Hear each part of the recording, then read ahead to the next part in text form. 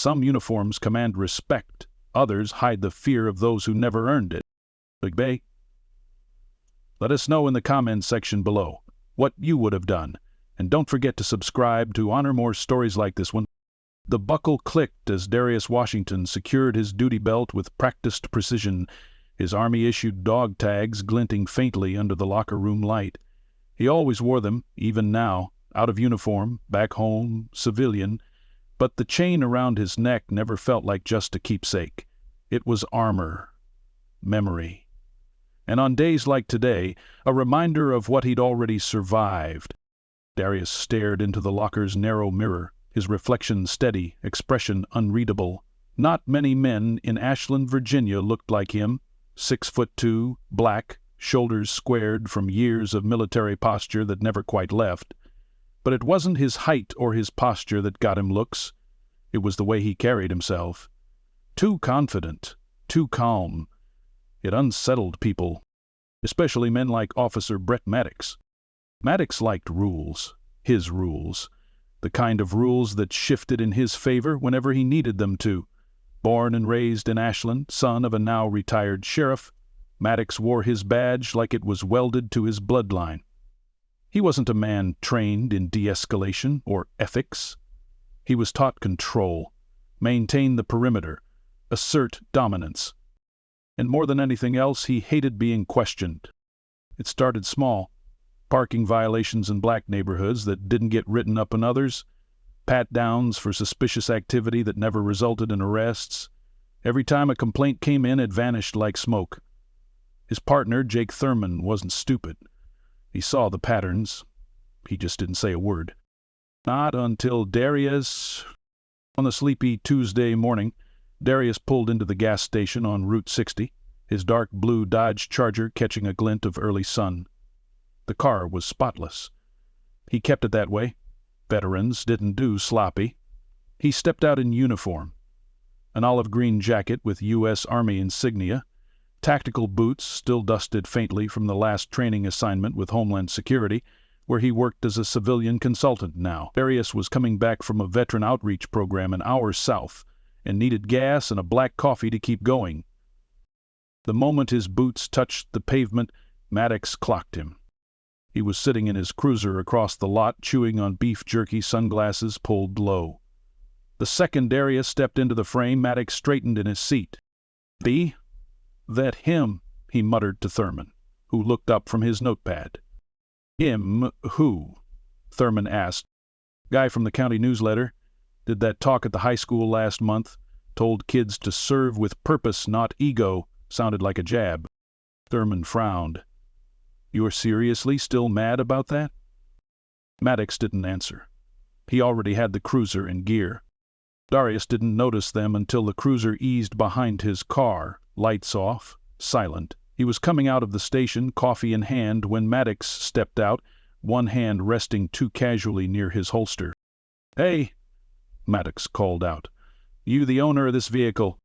Darius blinked, looked at the car, then back. "Yes, officer. Something wrong?" "Place came up flagged," Maddox lied smoothly. "Mind showing me license and registration?" Darius didn't argue. He never did, not with police. He'd seen too many situations spin out because ego collided with suspicion. He moved slowly, handed over both items.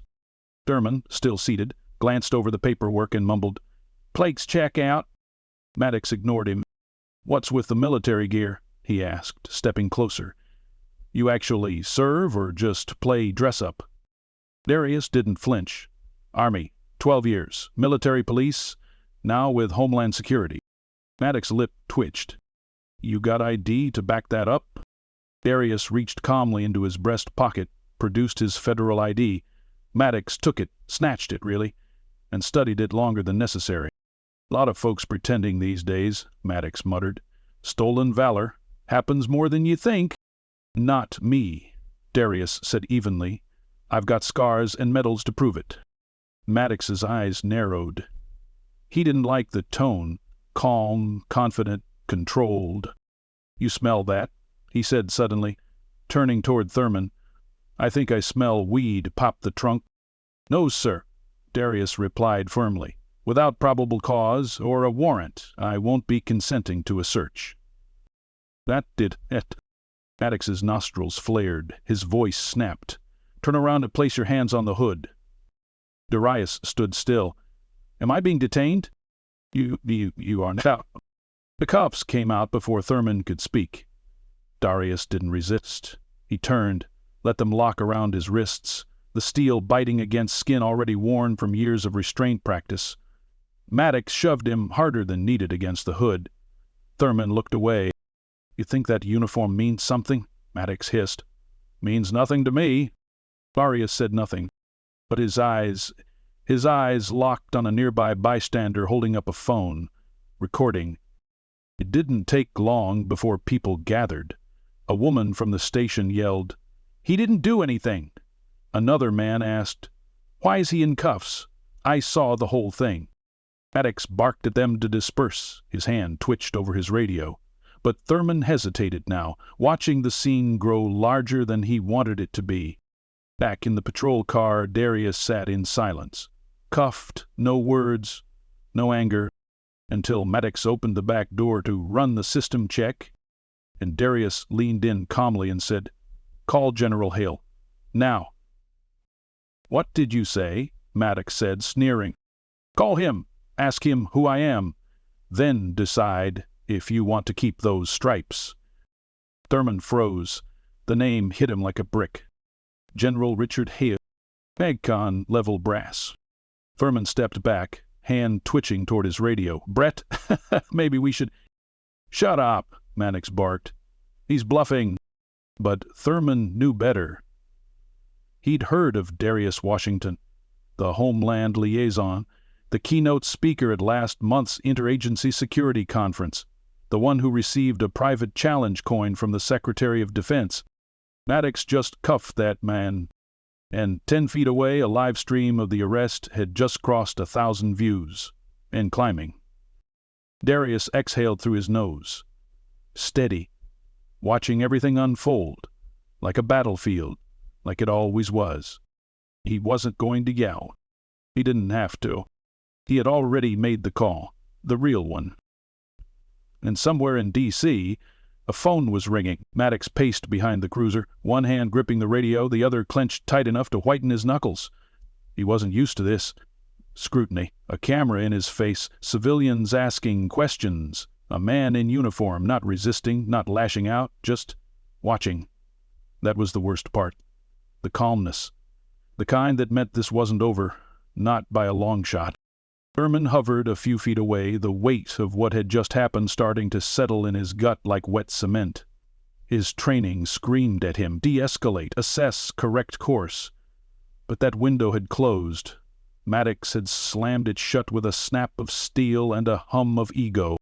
Inside the cruiser, Darius sat still, wrists still cuffed behind him. But his presence radiated something neither cop had anticipated. Command.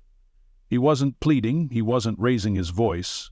He just waited, eyes locked on the rearview mirror, where Maddox's reflection flitted in and out of frame. "Talk." 3 minutes later, the dispatcher's voice cracked through the static. "Unit 12, confirm suspect's name. Washington.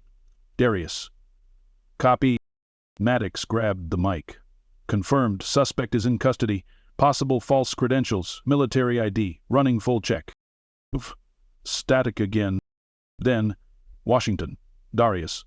Former MP, 12-year Army vet, current DHS contractor. Clearance code Echo 5 Charlie. Contact has been escalated. Stand by for further instructions." Thurman's heart dropped. Maddox froze. "What's Echo 5 Charlie?" he asked, his voice tightening. Thurman swallowed. "High clearance. Homeland Security. You cuffed a federal contractor."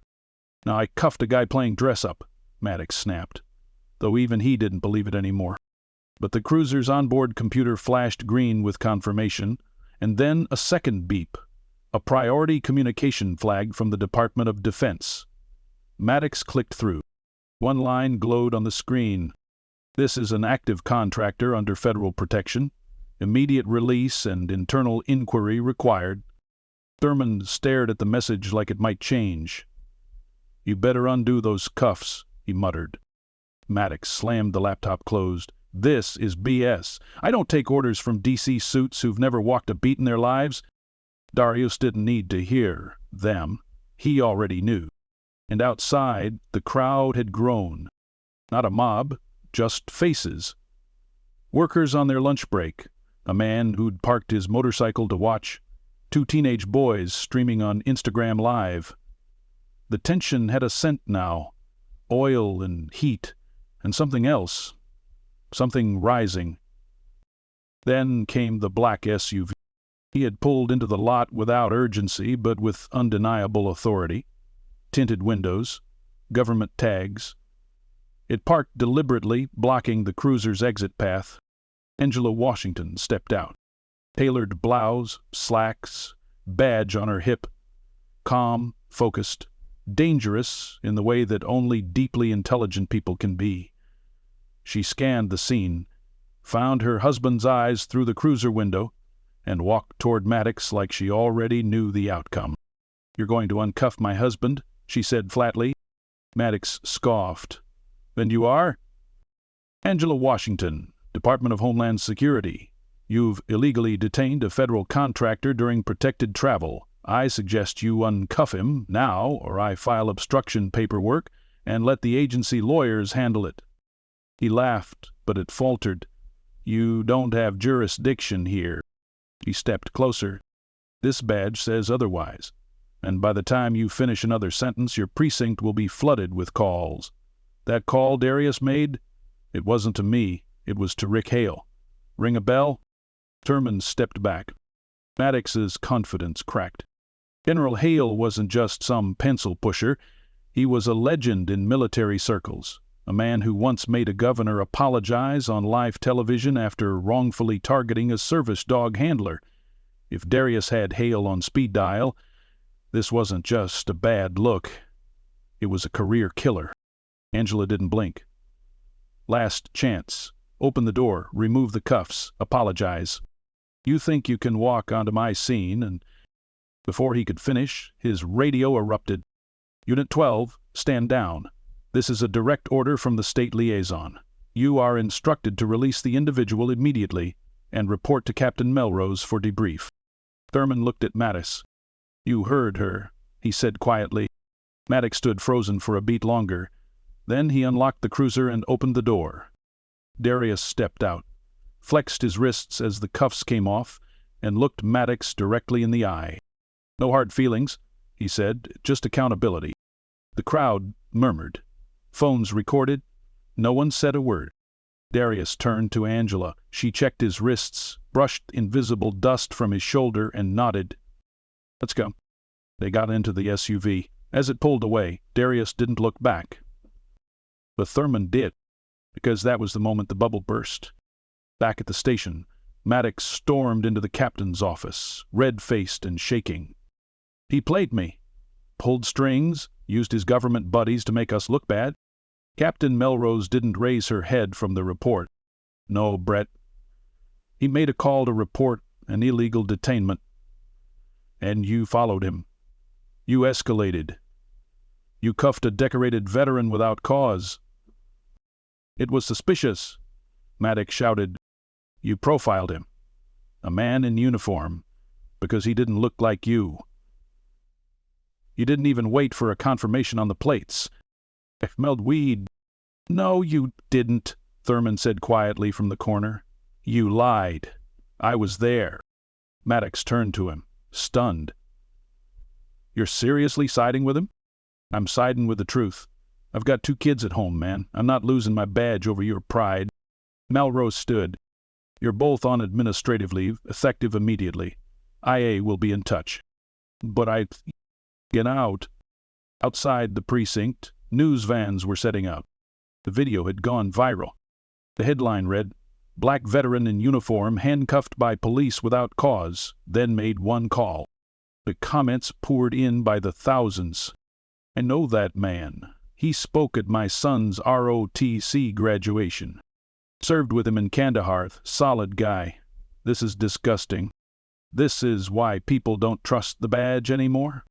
At home that night, Darius sat on his porch, a glass of iced tea in hand. Angela sat beside him, her tablet open as messages from old colleagues poured in. 15 years in uniform, he said softly. Never thought I'd have to defend my integrity in my own country. Angela touched his hand. You didn't defend it. You affirmed it. Down the road, headlights passed. Just another car, no lights flashing, no tension in the air. Darius watched it fade, then exhaled. This wasn't the end, but it was the beginning of something else.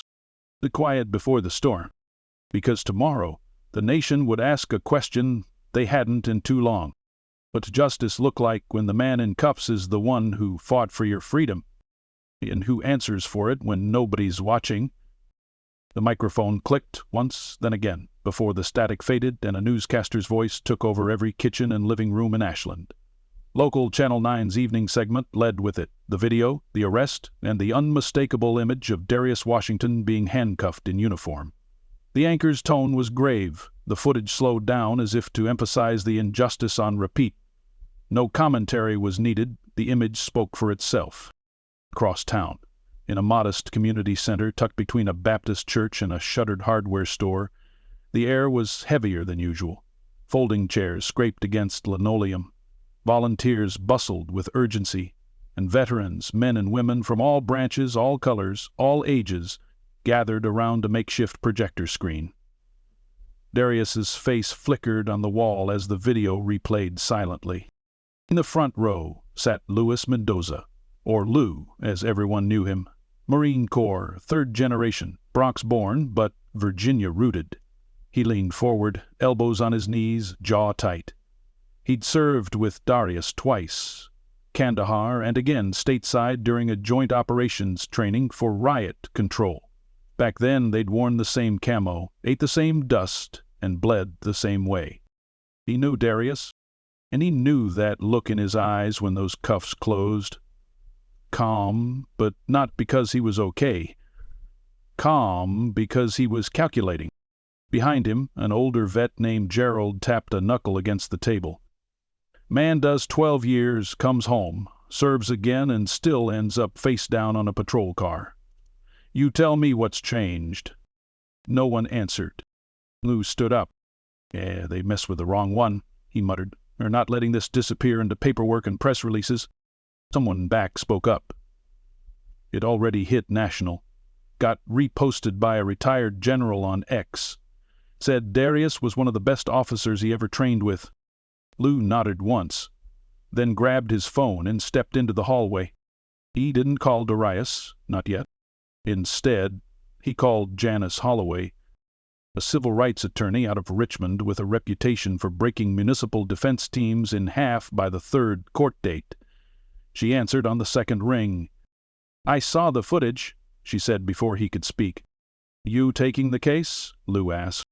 Already filed an FOA request for the cruiser dash cam and body cam footage. Once that hits my inbox, I'll see you in Ashland. You're not worried they'll redact the hell out of it? I'm counting on it, she said coolly. Judges don't like black ink where there should be accountability. Back in Darius's home, the evening was quieter. The house bore the marks of structure. Everything in place, nothing out of order. Old awards hung beside recent commendations. A shelf in the corner held Angela's collection of counterintelligence books, and a framed picture of the two of them in dress blues, flanked by friends at a military ball. Darius sat at the dining table, scrolling through his phone, though he barely registered the words. His face was unreadable again. Focused. Detached. Angela placed a bowl of soup in front of him. You have 4 voicemails from journalists, she said softly. I'm not ready to talk. That's fine. But they're not going to stop calling. The mayor's office is already issuing statements. Darius looked up. What kind of statements? She hesitated. Safe ones. Words like inquiry, review, and regret. Nothing close to responsibility. He pushed the phone aside. You know what I keep thinking about? Angela sat down across from him. What? How calm I was. She waited. He stared at the soup like it might answer for him. I've trained recruits to manage combat stress, mediate hostage situations, defuse bombs. But the one thing I never prepared for was how quiet my mind got when those cuffs went on. Like I'd already rehearsed it in my head. Like I knew one day it was going to happen, not because I did something wrong, but because someone would decide I did. Angela reached for his hand. And you still made the right call. He looked her in the eye. No, I made the last call. Now I have to decide what the next one is. The next morning came fast, and with it the kind of attention Ashland hadn't seen in decades. By 9 a.m., satellite trucks from D.C. stations lined the street outside the precinct. Local shops that normally didn't open until noon opened early just to watch. The air crackled with scrutiny. Captain Melrose held a closed-door meeting that didn't stay closed for long. Leaks confirmed that IA had seized Maddox and Thurman's body cams, and that Maddox had refused to surrender his personal cell. That alone would trigger an investigation, but it was too late for internal fixes. The town wasn't watching anymore. The country was. Lul met Darius outside the community center around noon, a camera crew following them from across the lot. He pulled his friend into a hug. "You good?" "I'm breathing." "It's a start." Inside, the center had transformed overnight. The veterans group had cleared out tables and turned the space into a staging hub. On one wall, photos of Darius from deployments. On another, printouts of social media support, handwritten letters from students, even a crayon drawing mailed in from a school in Iowa. Angela stood at the center of it all, briefing Janice Holloway, who now wore a dark gray suit like it was body armor. "We don't need to prove character," Janice was saying. "That's already been done for us. What we need to do is map the pattern. Maddox has prior complaints, 3 of them, sealed but not expunged. I've already got 2 witnesses willing to testify he's used force before without cause." Lou crossed his arms. "You think we can get charges?" "Eventually, yes," Janice said. "But right now, I want something bigger." Darius raised an eyebrow. "What's bigger than charges?" "A civil suit on behalf of every veteran who's ever been treated like a threat instead of an asset." "You'll be the face, Darius. Not just for Ashland, but for every small town that's quietly swept men like Maddox under the rug." Darius didn't respond right away. Angela watched him closely. Benjamin nodded. "Then we start today." Janice smiled, but it was grim. "Tactical. Red. Press conference is at 3. I suggest we give them more than just a statement." Darius looked around the room. The photos, the letters, the scar on his wrist from the cuffs, still red. He looked at Lou. "You with me?" Lou gave a half-laugh. "Always." 3 hours later, Darius stood in front of a row of microphones, cameras flashing, reporters jostling for position. He didn't read from a script. He didn't need to. He looked straight ahead. "My name is Darius Washington. I served this country for 12 years in uniform, and I continue to serve it today. I've done so in combat zones abroad, and apparently I now do so in parking lots at home. What happened to me is not unique. That's the tragedy. That's the failure. But what happens next? That's up to all of us." He paused. "Let it sit. Let it sink. This isn't about me anymore. This is about us. Every veteran, every citizen, every person who wears a uniform with pride and doesn't expect to be stripped of their dignity for it." Somewhere in the crowd, someone clapped. Then another, and another. By the time Darius stepped down, the noise was deafening. But this time, silence wasn't needed. The message had been delivered. "In?" The next call was already echoing.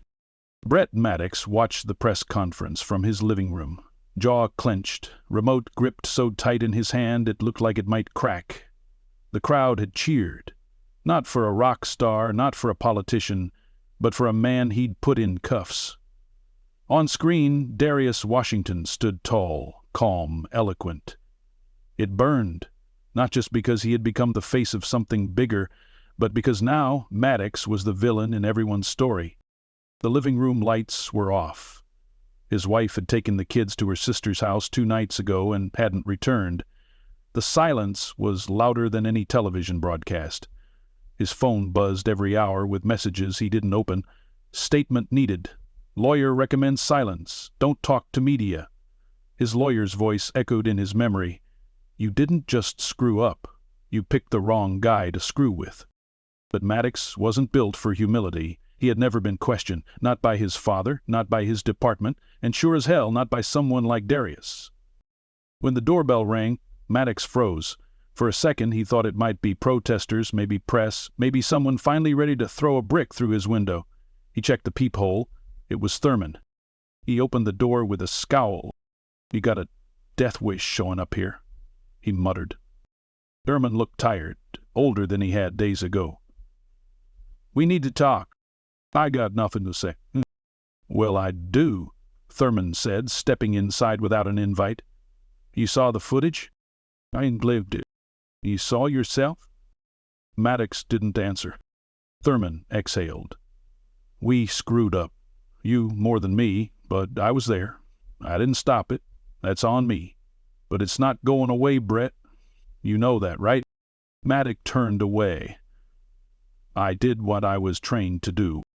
No, you did what you wanted to do. And now we're both suspended. IA's digging through our files. You know what they're going to find? Every time you got lucky because someone didn't file a complaint. Every time a kid got shoved into a cruiser for resisting when all they did was ask a question. Spare me the... Thurman stood still. You need to take responsibility, or at least shut up before you make it worse. Worse? Maddox spun on him. He made me the story. I'm the scapegoat now. No, Thurman said, voice rising for the first time. You're not the scapegoat. You're the proof. Proof the system looks the other way until it doesn't. Maddox's face twitched. Leave, he said coldly. Thurman did. As the door slammed behind him, Maddox stood in the silence again, but this time it felt different. Not quieter. Heavier. Meanwhile, across town, Darius sat in a borrowed office at the Richmond Legal Advocacy Center. Janice paced beside a whiteboard scrawled with dates, notes, red string lines connecting incidents like a crime web. Angela stood at the window, arms crossed, her presence steady, anchoring the room. Janice tapped the board. We've identified 5 previous cases where Maddox used excessive force. Only 2 were officially reported and both were dismissed quietly. 1 with a payout. Guess who authorized those settlements? Koresh? Captain Melrose? Angela guessed. Bingo, Janice said. She knew what he was. She kept him in the rotation anyway. Darius leaned back. So, now she's in the line of fire. Only if we put her there. Angela turned. You're hesitating. Darius didn't deny it. Melrose wasn't the problem that day. Maddox was. She's protected a flawed system, yes, but she's not the face of it. Then who is? Janice asked. Because right now it's you, and we have less than 48 hours before the town council meets to discuss disciplinary action. If they vote to do nothing, if they stall, we lose momentum. Lou entered the room holding his phone, face grim. You're not going to believe this. He turned the screen to show them a new clip, a live stream of Maddox in his driveway, talking to a local reporter. He wasn't in uniform, but his words carried weight. This wasn't about race, Maddox said into the mic. It was about protocol. You see someone in military gear, you don't assume they're legit. Anyone can fake credentials. I was doing my job.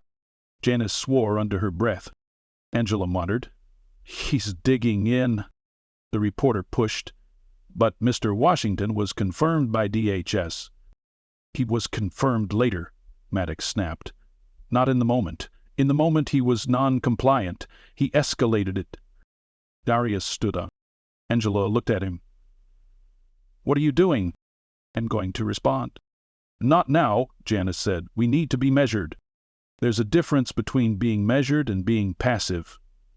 Darius said, "and I won't let him rewrite what happened." 10 minutes later, he was live. No press, no podium, just Darius, seated on a bench at the local war memorial, cameraphone in hand. If you've heard the latest statement from the officer who cuffed me, you've probably heard the word protocol used a lot. So let's talk about it. Protocol is following procedure when you're uncertain. Prejudice is assuming guilt based on a stereotype. One protects people, the other justifies hurting them. He glanced up at the bronze statue of soldiers behind him. I've worn a uniform in countries that didn't want us there. I've been outnumbered, outgunned, and still kept my cool. But the most humiliating moment of my life didn't happen in combat. It happened here, in the parking lot of a gas station, in the country I swore to defend. I didn't escalate.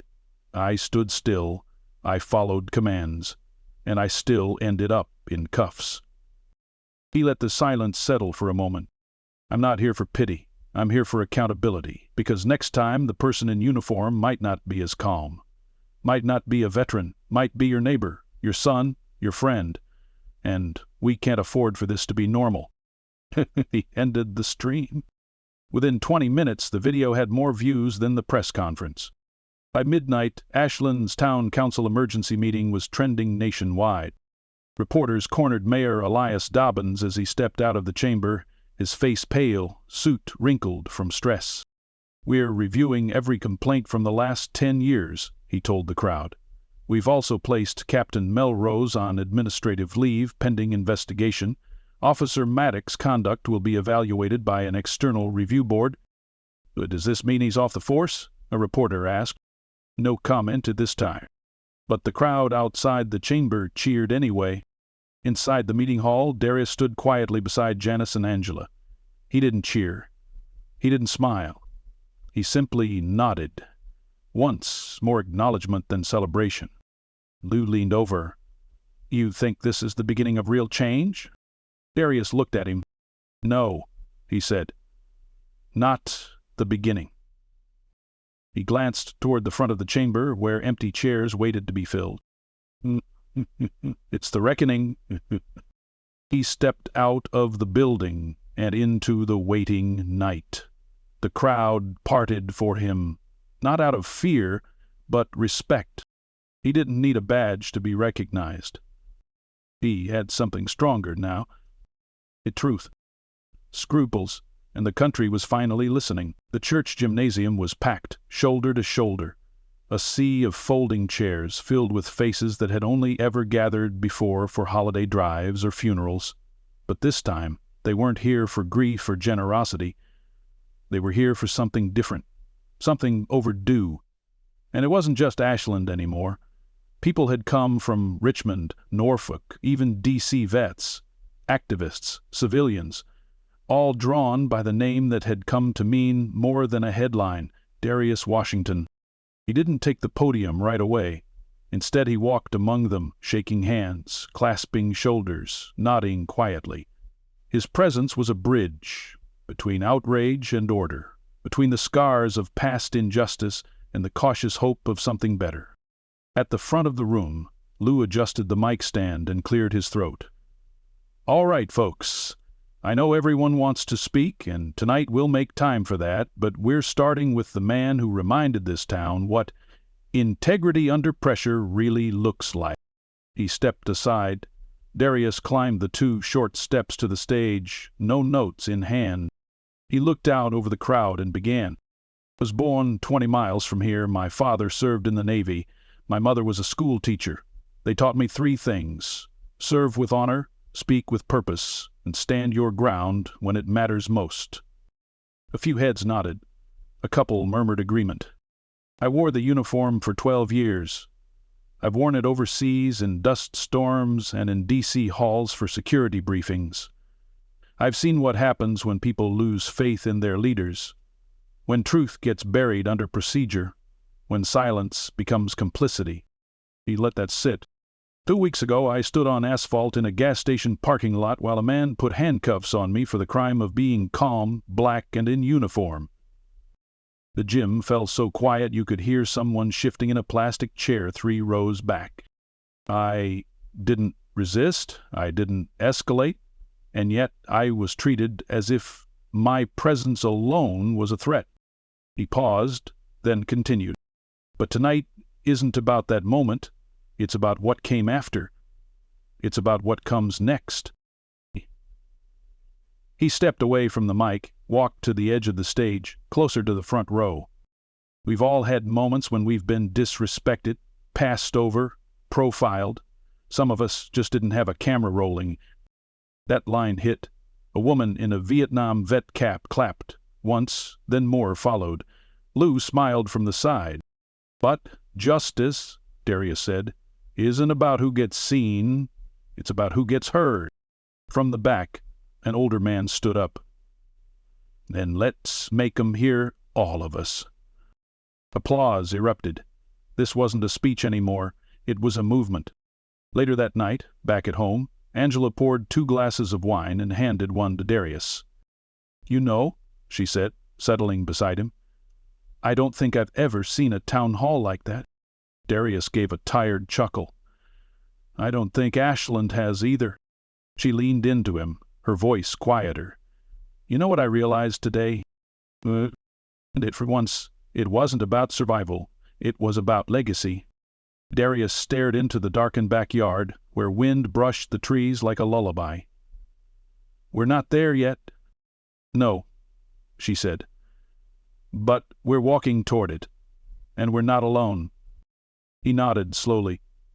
Lou told me something earlier.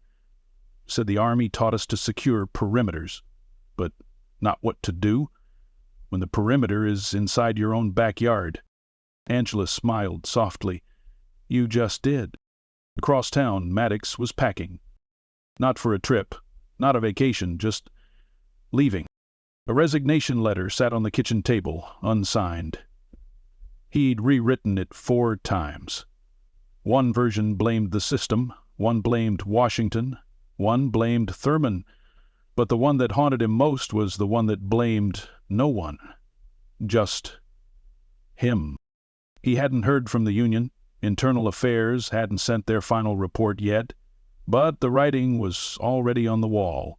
Literally. Someone had graffitied the back of the station house earlier that morning. "We protect our veterans. You protect your own power." He knew he wouldn't survive the next town meeting, not politically. Maybe not even safely. As he zipped the last duffel shut, his daughter's framed school photo fell off the table and cracked. He stared at it for a long time. Glass splintered across her smiling face. He'd tell himself, for years to come, that he was the one betrayed. That policy had tied his hands. That public perception had turned a good cop into a scapegoat. But the truth would creep in at night, when there were no cameras, no crowd, no Thurman. And it would sound a lot like Darius' voice saying, "You're making it my business." That voice, that stillness, that's what broke him. Not outrage, not fists. It was truth. Meanwhile, Lou and Janice met in the legal center's war room, going over documents and new leads. More civilians had come forward about Maddox, some with stories going back 6 years. A young black man, 21 now, who'd been shoved against a fence post at 16 for matching a description. A Latina mother who'd stopped filing reports after Maddox cited her 3 times for expired plates in the same week. It wasn't just about one man anymore. It was about a pattern, and now they had names. Janice tapped the folder. "I'm filing a federal pattern and practice suit next week." Lou whistled. "Big swing." Janice smirked. "It's time. You want real change. You hit policy. You show every small town in America that the badge isn't a shield from consequences." Lou raised a brow. "You think Darius is ready to carry all that?" "He already is," she said. "He just doesn't know it yet." By the end of the week, the Department of Justice had released a public statement confirming the investigation was underway. By the end of the month, Maddox had disappeared from Ashland entirely. And by the time the seasons began to change, a small southern town that once prided itself on quiet living was anything but. There were marches, but they were peaceful. down meetings, but they were packed. There were stories shared in barbershops and classrooms, libraries and kitchens. And through it all, Darius kept showing up, not as a celebrity or hero, but as a man, a veteran, a neighbor, a quiet force reminding everyone that service didn't end when the uniform came off. In the mirror one morning, weeks after it all began, he put his dog tags back on, not because he needed to remember who he was, but because now everyone else finally did too. The federal courthouse in Richmond stood tall and gleaming under the morning sun, its columns casting long shadows across the marble steps where cameras clicked, murmurs passed between reporters, and citizens gathered with flags, hand-painted signs, and quiet resolve. A flag with a folded triangle of stars fluttered beside a veterans motorcycle club banner. It wasn't just about one man anymore.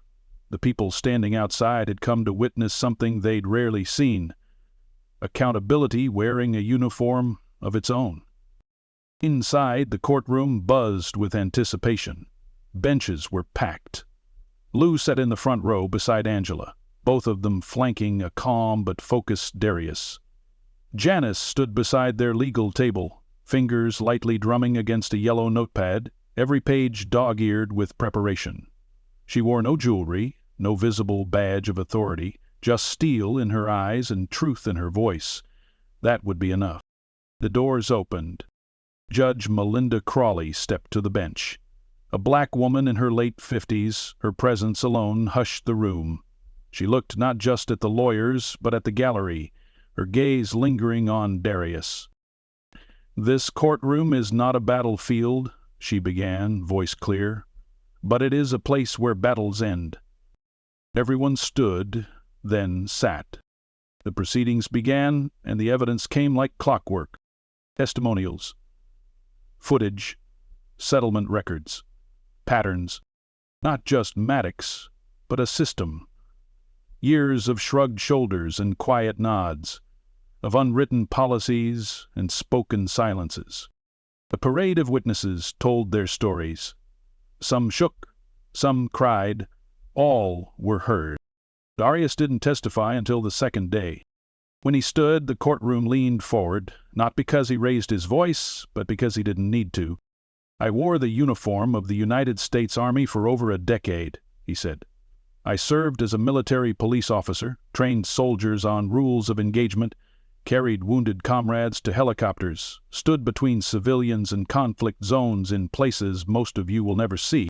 He paused, not for effect, but because it hurt to say what came next. "But the first time I ever felt powerless, truly powerless, was back home wearing that same uniform while being handcuffed by a man who didn't see a veteran, just a threat." He looked at the jury, not with anger, with sincerity. "I didn't fight for revenge. I'm not here to ruin anyone's life. I'm here to ask that we finally hold the right people accountable for the wrong reasons they get away with too often. And not just for me, for every kid who grows up thinking their service might protect them from injustice, only to learn it might not." He stepped down in silence. Some of the jury members looked shaken. A few blinked back tears. Bombed, closing arguments came fast. Janice stood like she'd been born in the courtroom. "You've seen the facts, you've heard the stories, but what you've really witnessed here is what happens when systems stop asking why and start defending who. Officer Maddox was protected, enabled, and weaponized by a department that never stopped to consider the cost of their silence. This case isn't about vengeance. It's about setting a precedent. That dignity, even in uniform, is not conditional. That truth doesn't wear a badge, it wears a conscience." The jury left. The room exhaled. Hours passed, and when the verdict came, it arrived with a stillness so profound that even the microphones stopped clicking. The foreperson stood, voice steady. "Ain't it? We, the jury, find in favor of the plaintiff Darius Washington and rule that Officer Brett Maddox violated his constitutional rights through unlawful detainment, abuse of authority, and racial profiling. We further recommend that the Ashland Police Department enact immediate reform to be overseen by a federal monitor for no less than 3 years. Gasps, cheers, a few quiet sobs. Angela clasped Darius's hand. Lou thumped his back. Janice smiled, soft, knowing, proud. Outside the courthouse, the sun had shifted slightly westward, but the air remained electric. Cameras flashed, but this time, Darius didn't avoid them. He stepped up to a makeshift podium, Angela beside him, and nodded once before speaking. But today is not about punishment. It's about restoration. And that doesn't happen in one courtroom. It happens in every community that refuses to accept silence as safety. I stood alone once. I don't anymore. He looked across the crowd, faces of every shade, age, and background. You stood with me, and now we stand together. That night, Ashland felt like a town reborn. City Hall issued a formal apology, the first in its history to acknowledge systemic bias in law enforcement practices. Captain Melrose resigned the next morning, stating that leadership begins with stepping aside when others can lead better. A new community review board was formed, chaired by none other than Angela Washington. Not symbolic, functional, transparent. Darius didn't return to Homeland Security. He didn't need to. Instead, he founded an organization called the Perimeter Project, a national network connecting veterans to civil rights training, advocacy programs, and pathways to law enforcement reform. Within 6 months, it had chapters in 11 states. And once a month, on a Thursday afternoon, he walked into Ashland High School's auditorium to speak with young cadets and students, not about combat or medals, but about dignity, about what it means to serve and be seen. Courage isn't just what you show in war, he'd told them once. It's what you keep showing when no one's watching. Lou still ribbed him, even on the good days. You're like the town's quiet storm now, man, except less rain, more headlines. Angela teased him too, but she never let him forget to rest. Your legacy's in motion, she told him once as they sat on the back porch, stars overhead. But don't forget, you're allowed to breathe in between chapters. He nodded, the warmth of the night pressing gently against his shoulders. He looked down at the worn dog tags that still hung around his neck. They clinked softly, and this time they didn't feel heavy. They felt earned. Darius rose, stretched, and looked out over the quiet neighborhood that once barely knew his name. Now it knew his story, and more importantly, it had changed because of it. Justice, he realized, wasn't just a verdict or a headline. It was the moment a man who once stood alone in silence and in steel could now sit down and smile, because the weight of being unseen was finally lifted, and in its place was respect. Earned, shared, disregarded,